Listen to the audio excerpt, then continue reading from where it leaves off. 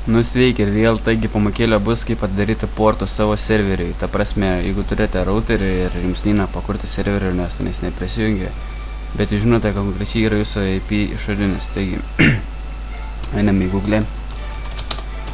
Port forward. Va, portforward.com. Tada einame router port forwarding guide.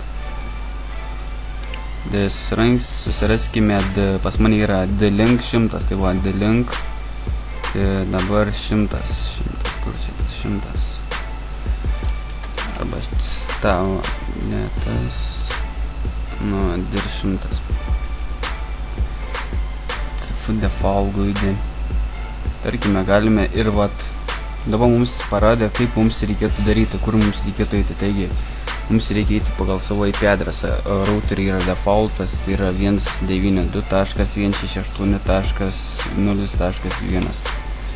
Išmes štai tokia, kaip sakyti, tinklapė ir čia surašome duomenis. Dažniausiai, kai būsite naujas vartotojas, tiesiog įrašysite admin ir password jums nereikės, bet jeigu esate jau ten galite pasakyti slaptažodį, tai aš jau užsidėjęs netgi slaptažodį. Taigi dabar einame advanced. Ir dabar va čia mums reikia įrašyti štai ką.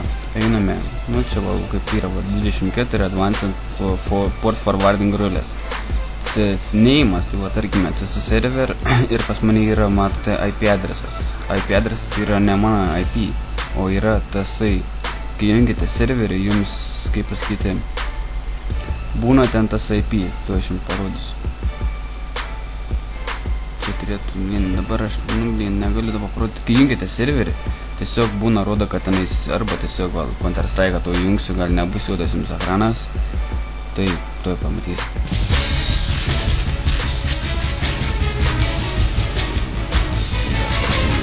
Jeigu informacinį matot, yra tas IP adresas, tai mes rašome šį IP adresą.